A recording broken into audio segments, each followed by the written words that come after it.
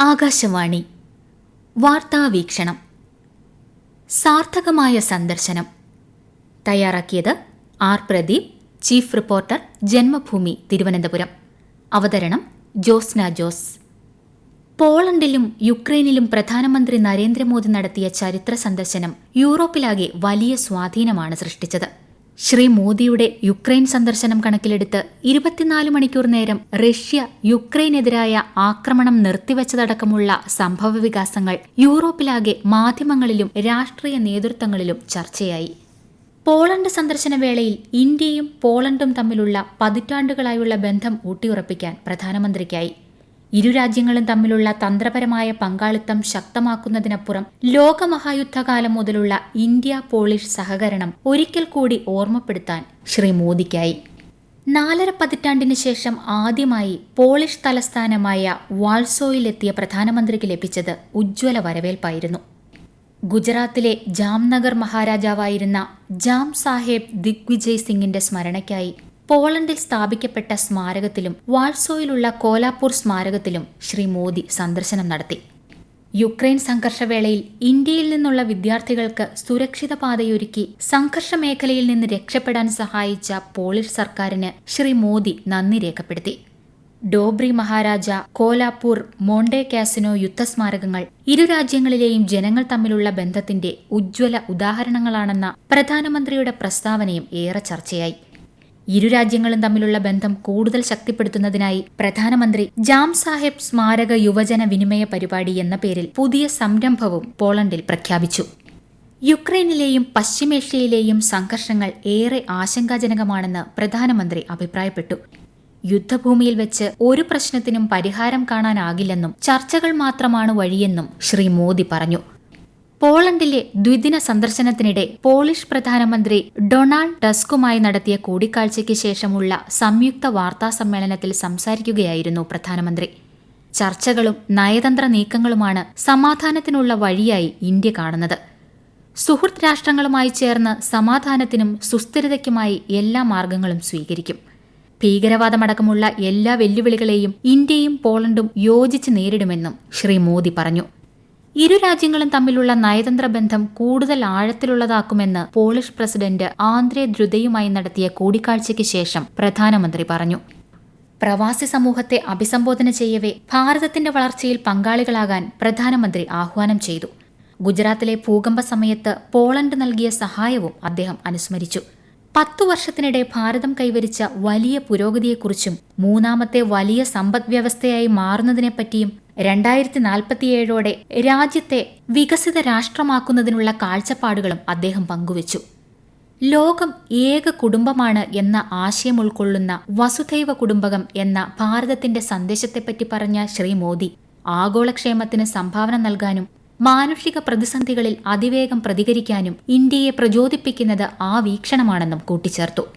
Rail force 1 തീവണ്ടിയിൽ പോളണ്ടിൽ നിന്ന് 10 മണിക്കൂർ യാത്ര ചെയ്ത് യുക്രൈനിലെത്തിയ പ്രധാനമന്ത്രിക്ക് യുക്രൈൻ പ്രസിഡന്റ് വോളോദിമീർ സെലൻസ്കി വലിയ സ്വീകരണമാണ് നൽകിയത്. യുദ്ധം അശാന്തി വിതച്ച യുക്രൈനിൽ സാന്ത്വനത്തിന്റെ തലോടലായി പ്രധാനമന്ത്രി നരേന്ദ്രമോദിയുടെ സന്ദർശനം എന്നാണ് യൂറോപ്പിലെ ചില മാധ്യമങ്ങൾ വാഴ്ത്തിയത്. യുദ്ധത്തിൽ ജീവൻ നഷ്ടമായ 100 കണക്കിന് കുഞ്ഞുങ്ങളുടെ ഓർമ്മകൾ ഉറങ്ങാത്ത സ്മൃതിഭൂമിയിൽ അദ്ദേഹം നിശബ്ദനായി നിന്നു. കളിപ്പാട്ടം സമർപ്പിച്ച് ആദരവർപ്പിച്ചു. മെരിൻസ്കി കൊട്ടാരത്തിലെത്തിയ ശ്രീ മോദിക്ക് സെലൻസ്കി ഊഷ്മള വരവേൽപ്പാണ് നൽകിയത്. ഇരു രാജ്യങ്ങളും തമ്മിലുള്ള ഉഭയകക്ഷി ബന്ധങ്ങളുടെ സമഗ്രതയും പരസ്പര താൽപര്യമുള്ള പ്രാദേശിക ആഗോള വിഷയങ്ങളിലെ കാഴ്ചപ്പാടുകളും ഇരുവരും കൈമാറി. കാർഷിക ഭക്ഷ്യ വ്യവസായ മേഖലയിലെ സഹകരണം, മെഡിക്കൽ ഉൽപ്പന്ന നിയന്ത്രണ മേഖലയിലെ സഹകരണം, സാമൂഹ്യ വികസന പദ്ധതികൾ നടപ്പാക്കുന്നതിനുള്ള ഇന്ത്യയുടെ മാനുഷിക ധനസഹായം സംബന്ധിച്ച ധാരണാപത്രം, 2024-28 വർഷങ്ങളിലേക്കുള്ള സാംസ്കാരിക സഹകരണത്തിനുള്ള പരിപാടി എന്നീ 4 കരാറുകൾ ഇരു നേതാക്കളുടെയും സാന്നിധ്യത്തിൽ ഒപ്പുവെച്ചു. 2024-2028 വർഷങ്ങളിലേക്ക് രാജ്യത്തെ സാംസ്കാരിക മന്ത്രാലയവും യുക്രൈനിലെ സാംസ്കാരിക വിവര നയ മന്ത്രാലയവും തമ്മിലുള്ള സാംസ്കാരിക സഹകരണ പരിപാടിയിലൂടെ നാടകം, സംഗീതം, ലളിതകല, സാഹിത്യം, ലൈബ്രറി, മ്യൂസിയം എന്നീ മേഖലകളിൽ സാംസ്കാരിക വിനിമയവും സഹകരണവും പ്രോത്സാഹിപ്പിക്കാൻ ലക്ഷ്യമിടുന്നു. ഉയർന്ന തലത്തിൽ സ്വാധീനമുള്ള സാമൂഹ്യ വികസന പദ്ധതികൾ നടപ്പാക്കുന്നതിനുള്ള ഇന്ത്യൻ മാനുഷിക ധനസഹായം സംബന്ധിച്ച് ഇന്ത്യയും യുക്രൈൻ മന്ത്രിസഭയും തമ്മിലുള്ള ധാരണാപത്രവും ഏറെ പ്രധാനപ്പെട്ടതാണ്. HICDPയുടെ കീഴിലുള്ള പദ്ധതികൾ യുക്രൈൻ ജനങ്ങളുടെ പ്രയോജനത്തിനായി യുക്രൈൻ ഗവൺമെന്റുമായി സഹകരിച്ച് ഏറ്റെടുക്കും. പ്രധാനമന്ത്രി നരേന്ദ്രമോദി യുക്രൈൻ സർക്കാരിന് 4 BHISM ക്യൂബുകൾ സമ്മാനിച്ചു. പരിക്കേറ്റവരെ വേഗത്തിൽ ചികിത്സിക്കാനും വിലപ്പെട്ട ജീവനുകൾ രക്ഷിക്കാനും ക്യൂബുകൾ സഹായിക്കും. സഹായത്തിന് സെലൻസ്കി നന്ദി പറഞ്ഞു. ഓരോ ക്യൂബിലും എല്ലാത്തരം പരിക്കുകൾക്കും പ്രാഥമിക പരിചരണത്തിനുമുള്ള മരുന്നുകളും ഉപകരണങ്ങളുമുണ്ട്. പ്രതിദിനം 10 മുതൽ 15 വരെ ശസ്ത്രക്രിയകൾ കൈകാര്യം ചെയ്യാൻ കഴിയുന്ന അടിസ്ഥാന ശസ്ത്രക്രിയാ ഉപകരണങ്ങളും ഉൾപ്പെടുന്നു. ആഘാതം, രക്തസ്രാവം, പൊള്ളൽ, ഒടിവുകൾ മുതലായ അടിയന്തര സാഹചര്യങ്ങളിൽ 200ഓളം കേസുകൾ കൈകാര്യം ചെയ്യാൻ ക്യൂബിന് ശേഷിയുണ്ട്. പരിമിതമായ അളവിൽ സ്വയം വൈദ്യുതിയും ഓക്സിജനും ഉൽപ്പാദിപ്പിക്കാനും ഇതിന് കഴിയും. ക്യൂബ് പ്രവർത്തിപ്പിക്കുന്നതിന് യുക്രൈൻ സംഘത്തിന് പരിശീലനം നൽകാൻ ഇന്ത്യയിൽ നിന്നുള്ള വിദഗ്ധ സംഘത്തെ നിയോഗിച്ചിട്ടുണ്ട്.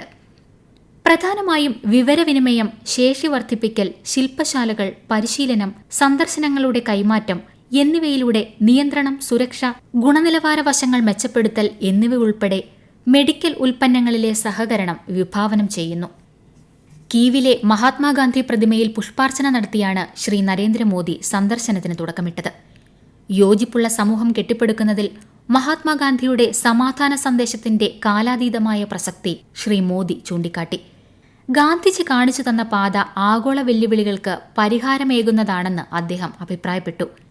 കീവിലെ ഒയാസിസ് ഓഫ് പീസ് പാർക്കിൽ സ്ഥിതി ചെയ്യുന്ന ഗാന്ധി പ്രതിമ മനുഷ്യരാശിയുടെ പ്രത്യാശയുടെയും സമാധാനത്തിന്റെയും വിളക്കായാണ് നിലകൊള്ളുന്നത്. കീവിലെ സ്കൂൾ ഓഫ് ഓറിയന്റൽ സ്റ്റഡീസിൽ ഹിന്ദി ഭാഷ പഠിക്കുന്ന യുക്രൈൻ വിദ്യാർത്ഥികളുമായും ശ്രീ നരേന്ദ്രമോദി കൂടിക്കാഴ്ച നടത്തി.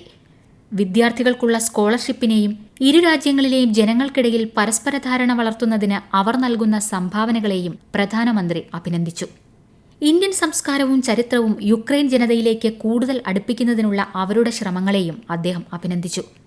പ്രധാനമന്ത്രിയുടെ ത്രിദിന ദ്വിരാഷ്ട്ര സന്ദർശനത്തോടെ യൂറോപ്പിലെങ്ങും ഇന്ത്യയുടെ സ്വാധീനം ശക്തമായെന്നാണ് വിലയിരുത്തൽ. നിങ്ങൾ കേട്ടത് വാർത്താവീക്ഷണം.